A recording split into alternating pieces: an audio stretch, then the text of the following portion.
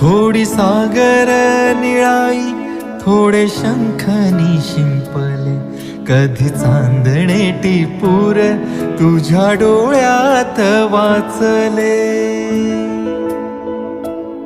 कधी उतरला चंद्र तुझ्या माझ्या अंगणात, स्वप्न पाखरांचा थवा विसावला ओंजळीत.